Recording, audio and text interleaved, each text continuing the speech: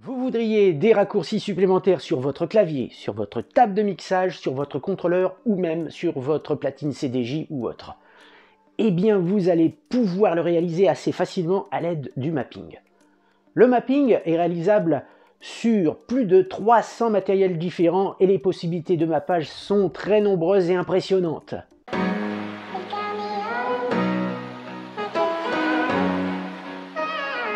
Bonjour, je suis Yannick. Toujours plus de vidéos pour vous aider? Alors pensez à vous abonner et à cliquer sur la cloche pour recevoir les notifications. En tant que youtubeur, nous passons beaucoup de temps pour réaliser tout ce contenu.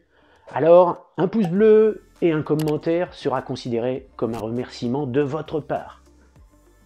Il y aura plusieurs exemples de mapping, alors restez bien jusqu'à la fin. Apprendre le mapping, c'est maintenant. Pour le mapping, nous allons aller dans la roue des paramètres, ouvrir le panneau de configuration et dans le menu, bien ici vous avez le mapping, vous cliquez sur le menu et vous allez avoir cette page. Dans cette fenêtre apparaît le clavier tout en haut avec un mapping qui peut être ignoré, un réglage d'usine par défaut élaboré, celui-ci moins élaboré, un mapping personnalisé et un mapping pads. Bon, c'est vous qui voyez. Enregistrez votre page ou vous supprimez une page. La seconde ligne, le DDJ 400 qui est donc connecté. Lorsqu'un contrôleur est connecté, vous avez ces deux informations qui apparaissent. La première pour vos platines et paramétrer un réglage qui vous convient. Et puis ici une fenêtre pour les infos. Lorsque vous cliquez, bien, vous atterrissez sur le manuel de votre matériel connecté. C'est très intéressant puisque vous avez déjà une page qui va vous expliquer comment l'installer. Vous avez vraiment toutes les informations, jusqu'à vous dire aussi que au niveau de l'audio, vous allez retrouver votre contrôleur affiché. Je vous montrerai ça, je quitterai cette fenêtre, cette page d'internet. Vous avez après les contrôles du matériel, sur quoi vous agissez et ce que cela va faire. Au niveau face arrière et face avant, les connectiques disponibles, et puis d'autres réglages si nécessaire. Bien sûr, ça fait partie de manuel de matériel. C'est vraiment tous les matériels que vous pouvez connecter sur le Virtual DJ. Je vais vous mettre un lien dans la description, il va vous amener sur cette page. Cette page vous donne tous les contrôleurs pris en charge dans Virtual DJ 8, 2018, 2020 et 2021. Voilà, donc prochainement, il y aura ce contrôleur qui sera donc installé. La table de mixage S11, le dernier contrôleur de pionnière, et puis ici, pareil, un autre matériel ont été récemment ajoutés, ce qu'on m'indiquait. Et ensuite, chaque marque, eh bien, vous retrouvez tout le matériel que vous pouvez connecter et avec lequel vous pouvez travailler avec Virtual DJ. Alors, vous pouvez prendre n'importe lequel et vous cliquez dessus.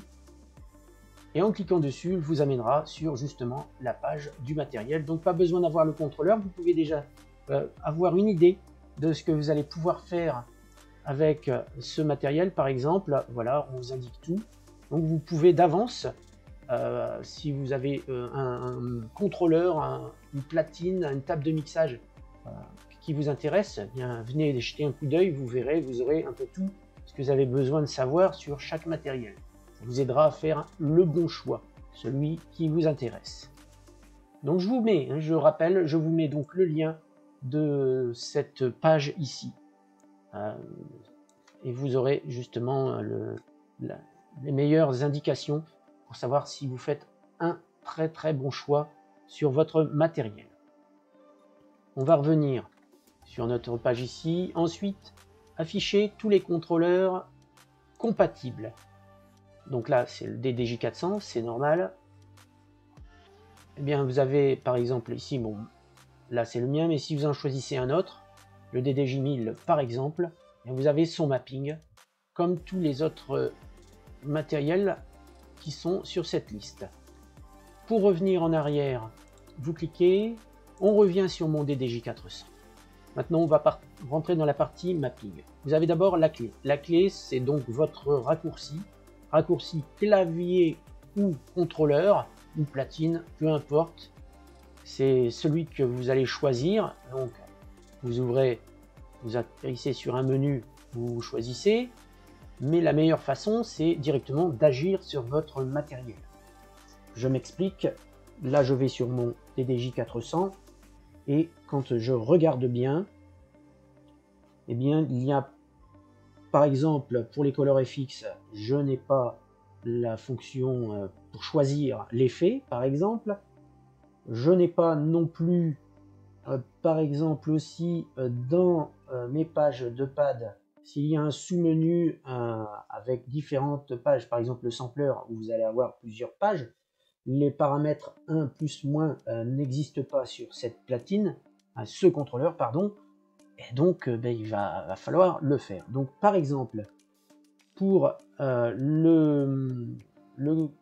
les samples, par exemple, on choisit les samples, donc là c'est la page des samples, vous voyez que apparaît à ce moment-là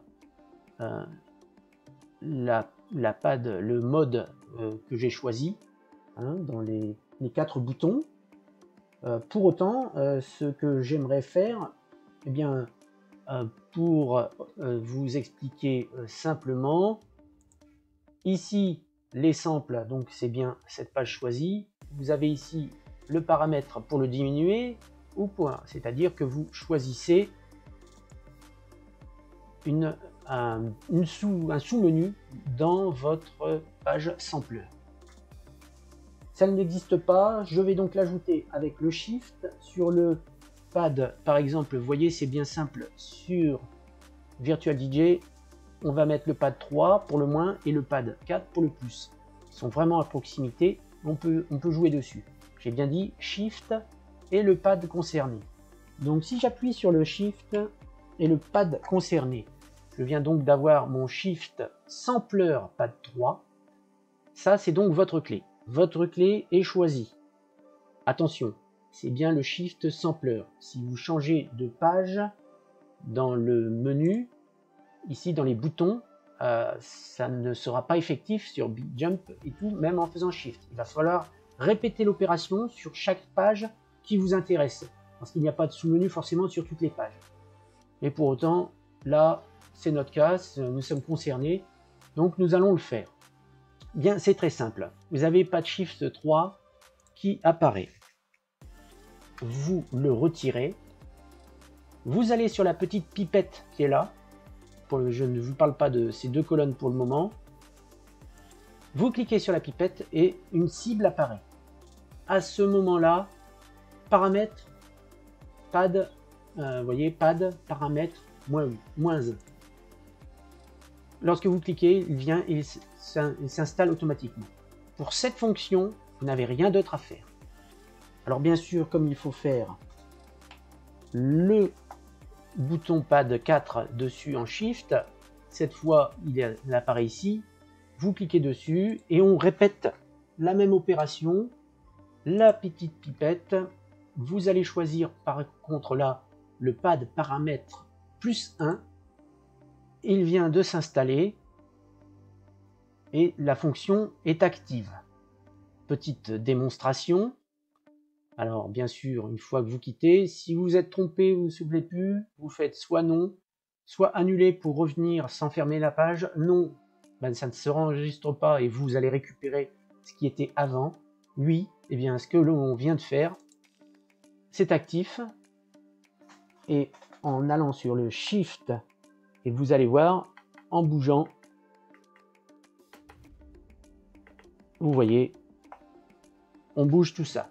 C'est, ma foi, intéressant quand vous avez un matériel qui ne possède pas de bouton spécifique à cette action. Nous allons donc continuer et faire une deuxième Deuxième petite action, un petit enregistrement là-dessus, c'est par exemple ici sur justement les colors FX qui sont ici. Et c'est pareil, je vous le disais, je n'ai pas le petit bouton de sélection. Bien à ce moment-là, on va une fois de plus faire le mapping. Je vais me mettre ici. Et puis, nous allons donc mettre les colors FX sur pad 5 et 6, ici. Donc, comme tout à l'heure, je refais ma sélection, Shift, Sampler, pad FX. Alors, là, ça va répéter l'opération parce que sur le contrôleur, je n'ai pas trouvé d'autre solution que de le mettre là. Si vous avez une idée, vous pouvez toujours me le dire en commentaire, mais pour le moment, j'ai pas trouvé d'autre solution, donc je le fais sur tous les pages pad que j'ai besoin et que j'utilise, notamment les 8 ici, hein, donc les 4 de vos 4 boutons, plus le Shift et les boutons qui sont en dessous. Donc 8 boutons, ça vous fait 8 pages. Bon, accessoirement, vous pouvez faire sur d'autres pages, mais bon, c'est un petit travail de préparation, mais après vous êtes tranquille, vous n'avez plus besoin d'y toucher. Puis vous allez mémoriser assez facilement. Donc on revient donc sur ce sampler, ce Shift Sampler Pad 5. On va donc l'enlever. Et encore une fois avec notre pipette, aller chercher la sélection des colors FX.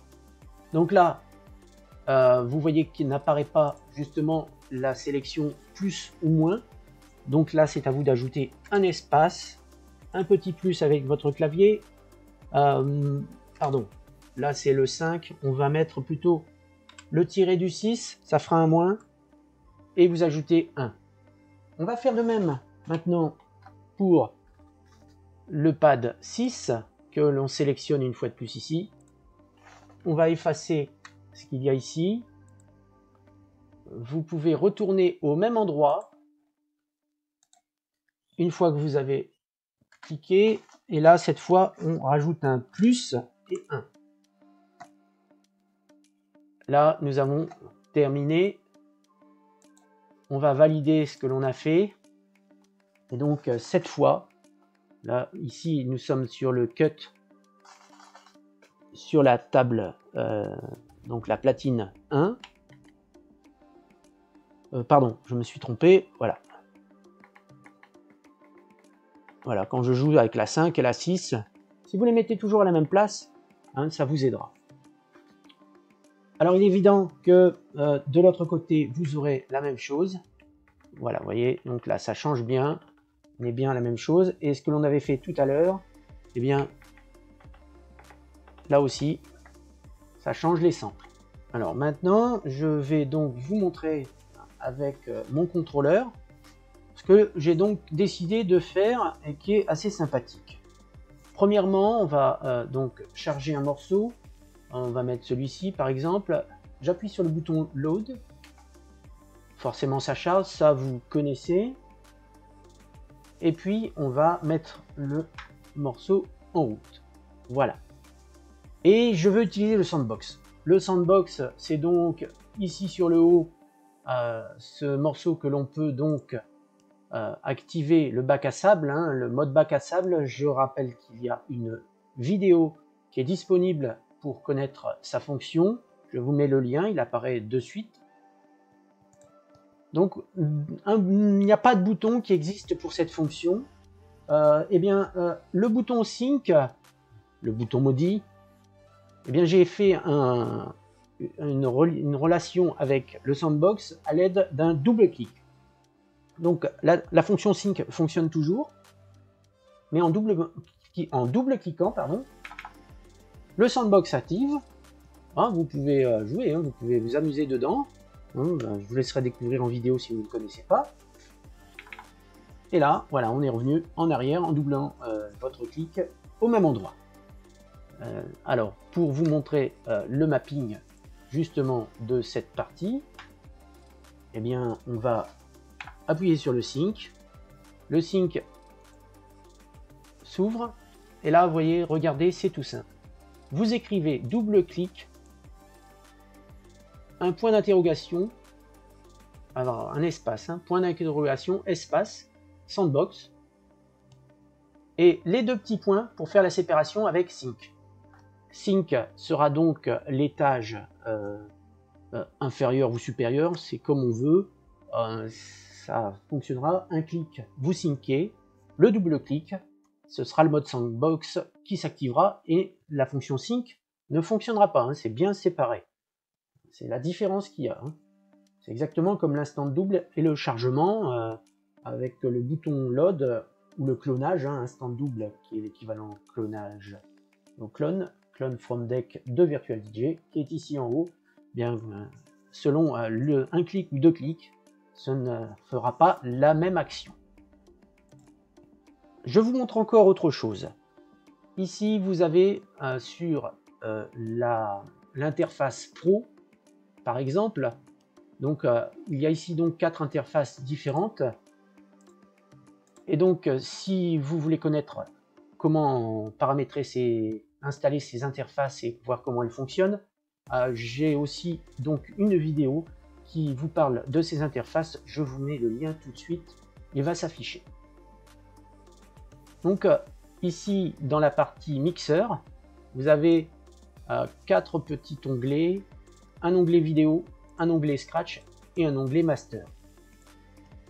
Nulle part ils existent. Eh bien, regardez sur mon mapping que j'ai réalisé sur le DD400. Ici, les 4 boutons. Si je veux mettre par exemple le deuxième bouton qui correspondrait à vidéo, un double clic, ça n'a pas fait changer justement le bouton sampler, ça reste en l'état. Même quand vous faites un shift et que là vous êtes passé sur le pad FX, donc sur l'étage shift inférieur, eh bien le mode vidéo est toujours en action. Si vous voulez, même sur le bouton même de BitJump, qui est aujourd'hui là sur pad FX, c'est comme cela que je l'ai paramétré. Si je veux afficher le scratch, double clic, je scratch, ça n'a rien changé. Donc je vous montre exactement le mapping de cet endroit. Donc je vais les pads mode sampler, donc c'est le 4e. Et j'ai donc écrit, alors il faut toujours commencer par le double clic. Si vous mettez le double clic après une première fonction, ça ne fonctionne pas. Double clic, espace, point d'interrogation, espace, et là vous avez skin, le tiret 8, panel, master, mixer, sur on.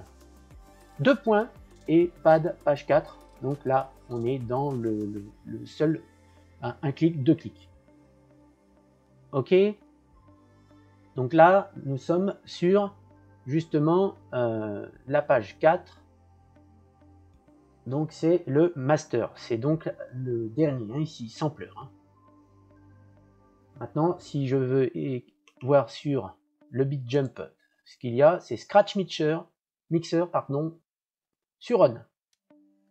Donc là, eh bien écoutez, pour trouver exactement le skin panel, bon, je vais faire simple.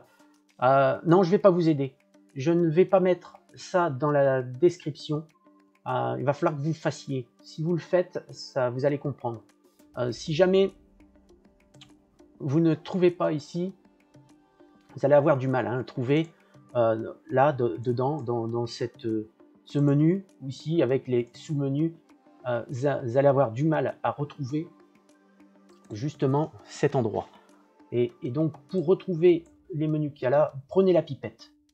Sincèrement, vous prenez la pipette, vous cliquez sur audio et là vous avez Skin Panel Audio Mixer qui s'affiche. Et après vous complétez entre les deux et vous ajoutez, vous faites comme je l'ai mis. De toute façon, ça ne pourra que vous aider quand vous le faites vous-même. C'est top parce que il faut faire. Faites les choses, répétez, faites des répétitions sur certaines choses. C'est comme ça que vous allez apprendre et que ça va rester. Si je vous mâche le boulot, ça va pas. C'est bien, ça va être fait, mais après, le jour où vous allez avoir besoin de le faire, ça va être un peu plus compliqué pour vous. Donc, faites ces tâches répétitives Vous allez voir, après, c'est tout, c'est rentré. Et puis, si vous ne savez plus, vous revenez regarder un petit peu, mais tout au moins, faites-le vous-même. Voilà, donc, ce que je voulais vous montrer, c'est ceci. Donc, vous faites non, comme ça, on est resté sur ce qui était mis ensuite. Et puis, ici, vous avez donc le sous-menu qui est là, mais des fois, vous faites... Alors, bien sûr, comme vous avez un DDJ 400 ou autre, vous allez vous retrouver ici en haut dans les pages de pad, où vous allez pouvoir personnaliser votre menu de boutons et mettre ce que vous voulez en face de vos boutons. Ça, si vous voulez connaître le fonctionnement, il y a une vidéo bien spécifique sur les pages de pad. Je vous mets le lien tout de suite dans la description. Et en fait, ici, vous voyez, si vous cliquez, on se retrouve avec justement ce que vous avez mis dessus. Ça vous aide bien si vous voulez changer, parce que là, si je lis au-dessus, là, moi, j'ai bien HotQ. Mais si je fais un shift, pardon, là j'ai pas des fixes, ça allait encore, pas des fixes. Keyboard, par exemple, c'est Save Loop. Voilà, donc vous voyez, vous retrouvez un petit peu ce que vous avez sur l'étage inférieur ici, mais pas à côté. À côté, vous avez vraiment ce que vous avez ici. Donc vous voyez les loops, le beat jump, c'est toujours le même. Donc comme ici vous pouvez changer, et si vous voulez savoir par exemple ici où vous en êtes par rapport à vos pages, donc ici si vous voulez changer le menu, eh bien j'ai créé sur le Shift 8, vraiment au bout, sur le sampler, donc à répéter aussi, quand vous avez un petit menu sur les 3 derniers boutons là, comme ça vous permet d'avoir encore un set qui n'est pas utilisé. Et ma foi, je peux l'utiliser par exemple sur les EQ modes. Là, si vous regardez bien, ce sont les EQ qui changent. Et vous pouvez à ce moment-là mettre en action d'autres EQ, puisqu'il y a un menu ici sur les EQ. Vous savez maintenant comment créer des raccourcis pour des fonctions non prévues sur votre matériel. Vous avez aussi remarqué la puissance du mapping. Eh bien, ce n'est pas tout. On se retrouve dans la prochaine vidéo.